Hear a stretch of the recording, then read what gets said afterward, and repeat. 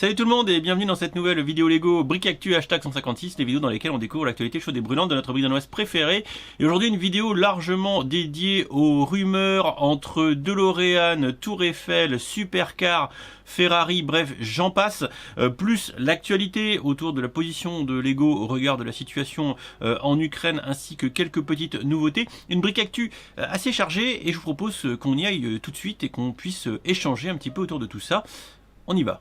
Wow, mais quel programme cette Brickactu! Alors si t'aimes, t'oublies pas de laisser un pouce en l'air et surtout, tu t'abonnes à la chaîne et que t'actives les notifications. Première rumeur, la DeLorean DMC 12, la voiture iconique de la saga Retour vers le futur. Ça fait un moment que cette rumeur se traîne, qu'on ne sait pas si ça va arriver. Et là, disons qu'une source proche dossier bien informée, sous-entendu des sites qui ont tendance à nous donner des infos en avance qui ont tendance à se confirmer, mais pour l'instant pas d'image, pas de confirmation de la part de Lego, rien, pas de son, pas d'image. Néanmoins, la DeLorean, ce serait pour le 1er avril, une boîte aux alentours de 179,99 €, donc 180 balles, peut-être 1800 pièces, on sait pas, mais ce qui est sûr, c'est que pour le coup, la DeLorean, ça se précise, ça fait déjà des mois qu'on parlait de voir sortir cette boîte pour le mois d'avril, visiblement ça sortirait le 1er, et j'espère qu'on va pas nous faire le coup du poisson. Si on se rapproche ainsi de l'échéance, on devrait, je pense, avoir des visuels très rapidement, bien sûr. Je vous tiens au courant. La deuxième rumeur, ça tourne autour du film Avatar 2 qui devrait sortir en fin d'année 2022 s'il n'est pas encore reporté une énième fois.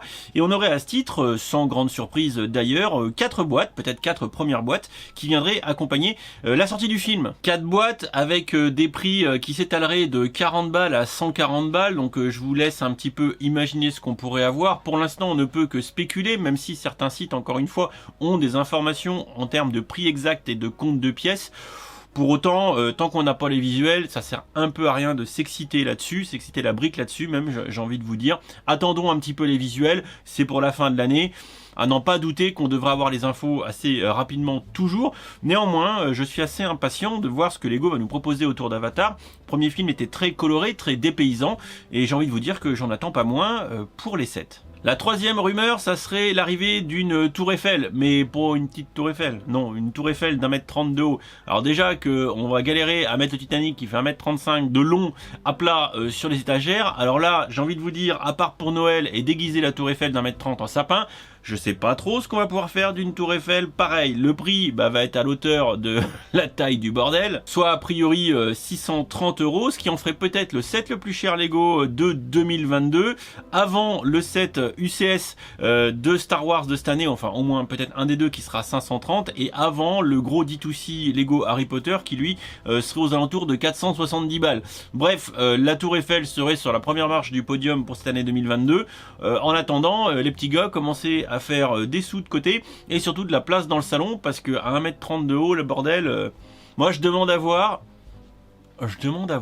Toujours dans la catégorie rumeur, la prochaine supercar qui serait à sortir, alors vraisemblablement si on reste dans la droite lignée de ce qui a déjà été fait, ça serait donc dans la gamme technique, après la Porsche 911, après la Bugatti Chiron, appelez-la comme vous voulez, ou encore après la Lamborghini Sian. Alors on en a parlé en stream, et moi je vous avoue que j'aurais largement préféré une Aventador, mais bon ça n'engage que moi. Bref, on aurait droit ici à une Ferrari Daytona SP3, voilà, bon c'est une Ferrari, bon moi ça me hype pas plus que ça. Les rumeurs disent aussi qu'elle sortirait peut-être pas cet été, qu'elle serait peut-être reportée. Wait and see pour les fans les plus hardcore amateurs de supercar en Lego. Faudra peut-être prendre votre mal en patience. En attendant, les rumeurs allant bon train, il est à présager encore d'avoir des infos, j'imagine, assez rapidement. Bon, là pour le coup, on change un petit peu de ton et on est un peu plus sérieux. On n'est plus dans le domaine de la rumeur. Le 4, donc à peu près il y a 5 jours, Lego a donné sa position factuelle sur la situation en Ukraine et vis-à-vis de la Russie. Alors je vous rappelle, juste pour le contexte, que ces derniers jours, il y a encore eu un volet d'annonces pas possible. Alors, parce qu'ils sont également contraints, entre autres par le gouvernement américain, d'arrêter un peu les activités sous peine de se faire pampan cucu. Je parle par exemple à Coca-Cola qui va arrêter ses activités en Russie, comme McDonald's ou encore comme Starbucks. Donc autant dire que ça commence à chauffer un peu sévère pour les grands groupes qui ont des activités en Russie. Pour l'instant, ça a l'air d'être un lever de drapeau général et Lego est concrètement dans ce mouvement et même peut-être à la proue puisqu'ils ont déjà bougé il y a quelques jours. Donc du coup, je vous le dis rapidement, donc toutes nos pensées avec les enfants et les familles qui souffrent en tant que résultat de la guerre en Ukraine. Notre priorité, c'est tout d'abord la sécurité de tous nos collègues. Nous sommes en contact avec nos équipes ukrainiennes et nous apportons du soutien pour assurer leur sécurité. Nous sommes également en train de travailler pour supporter nos collègues qui travaillent dans le monde et qui sont impactés par cette crise qui s'escalade, on va dire ça comme ça, incluant évidemment les équipes en Russie. Et pour info, hier on a fait l'exercice en stream, n'hésitez pas à venir nous suivre en stream sur Twitch, des fois on apprend des choses. Pour vous donner une idée, il y a à peu près 70, un peu plus de 70 stores en Russie, et ce sont tous d'ailleurs un réseau de Certified Store. Et ça veut donc dire, si on reprend le communiqué, que globalement Lego a arrêté les envois de produits à la Russie compte tenu de la disruption, de la perturbation intense de l'environnement opérationnel ou de l'environnement de fonctionnement. Tout ça pour dire que grosso modo ça craint du pâté et que pour l'instant eh bien on arrête de fournir de la brique au réseau russe qui devrait pouvoir tenir un moment, mais sans réappro, eh ben, les Russes vont être grosso modo privés de briques danoises. Également, on fait vraiment attention à l'impact durable sur les enfants avec la fondation Lego et le fonds Dole Kirk.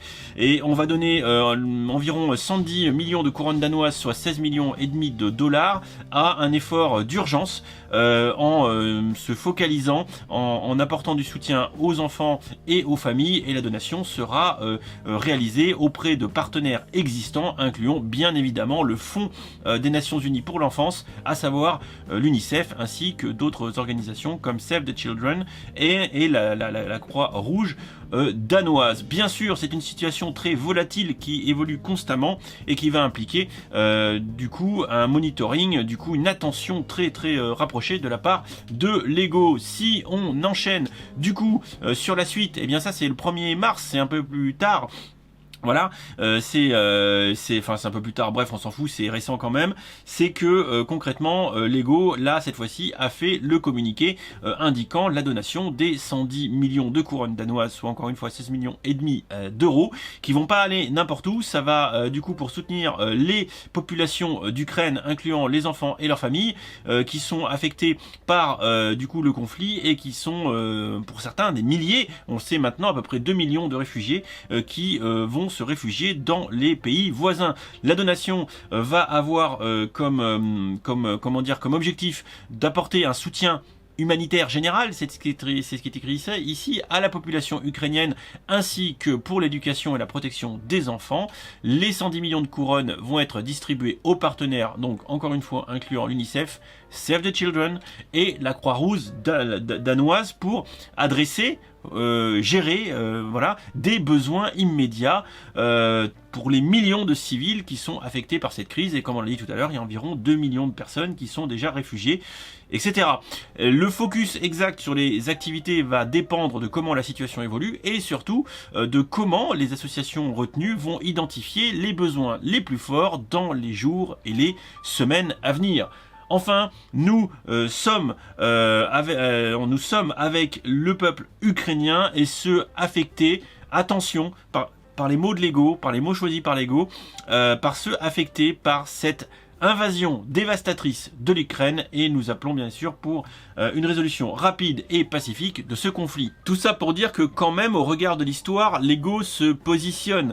Vous le savez, les lectures sont différentes, qu'on soit par exemple vis-à-vis de ce conflit du côté russe ou pro-russe, ou du côté, on va dire, occidental. Soyons d'accord, du côté occidental, du côté dont nous sommes, public français ainsi que moi, je pense que nous sommes majoritairement dans une posture pro-ukrainienne, bien évidemment, et c'est le cas aussi visiblement de Lego qui considère l'invasion russe. Voilà, donc on est bien ici dans une posture qui est à l'opposé de ce que la Russie soutient, à savoir une opération spéciale de maintien de la paix en Ukraine. mon œil est de chasse aux nazis. Mon œil, c'est ma position et je vais surtout pas ce soir me transformer en expert de la géopolitique. Je laisse ça à Twitter, aucun problème là-dessus. Néanmoins, il est intéressant dans ce communiqué de voir la posture de Lego qui est ainsi très claire.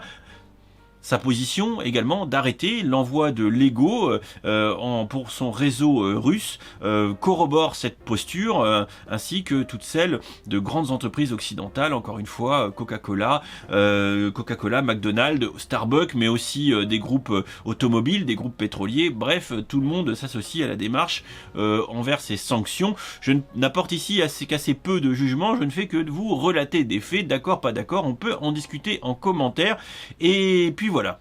On terminera sur des infos plus légères avec le bilan 2021, merci le Covid. Alors c'est disponible sur le site de Lego, il n'y a pas de souci, vous pouvez trouver tout ça. Mais si vous voulez une lecture peut-être un peu plus aisée, William a fait le récap et a traduit un petit peu les chiffres. Enfin, concrètement, c'est au vert partout. Et quand je dis au vert, c'est croissance à 2 chiffres.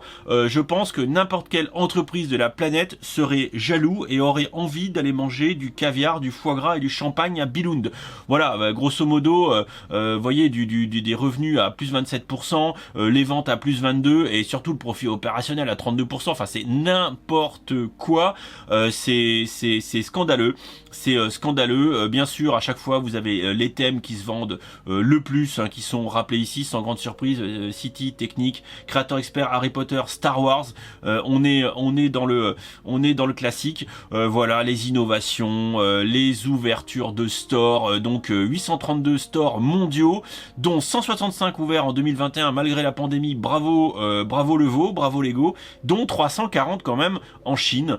Soyons honnêtes, la Chine est actuellement la grosse cible pour Lego. Et si vous voulez d'autres insights avec d'autres chiffres, voilà, c'est assez édifiant, assez complet.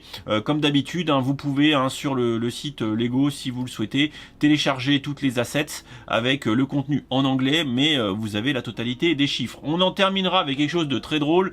Ça a fuité par une petite mise en ligne un petit peu inopportune visiblement de Lego, rien de très grave. Ça serait encore d'autres boîtes dans l'univers Lego Super Mario, mais juste soyons heureux, mort de rire, mais mort de rire.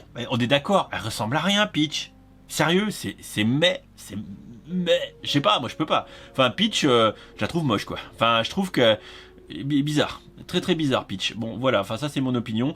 Bref, voilà, vous avez en lien dans la description de la vidéo le lien vers l'article à William si vous voulez en savoir plus. Logiquement, le reveal devrait avoir lieu demain. On en saura peut-être plus sur le shop d'ici là. Voilà qui me permet de conclure cette vidéo d'actu très chargée en rumeurs, très chargée en news bien plus importantes que les sorties de nouveautés de Lego, bien évidemment, avec ce qui se passe en Ukraine. Et du coup, la posture assez ferme et assez tranchée qu'a pris Lego. Moi, je trouve ça intéressant de pouvoir décrypter un petit peu ensemble ces postures. Je vous invite à ce qu'on en discute en commentaire. Bien sûr, on reste courtois, aimable, etc. C'est un sujet important, c'est un sujet grave. On n'est pas là pour beurrer les coquillettes et déconner là-dessus, mais on peut en échanger en toute transparence. Si vous le souhaitez, je vous fais des bisous, je vous dis à très vite pour d'autres contenus. Et pour ceux qui ne l'auraient pas encore compris, n'hésitez pas à suivre ma chaîne Twitch en commentaire épinglé. Il s'y passe beaucoup de choses, donc je vous attends nombreux en stream avec nous pour débattre de tout ça en direct, c'est vachement plus intéressant. Des bisous, à très vite, ciao ciao.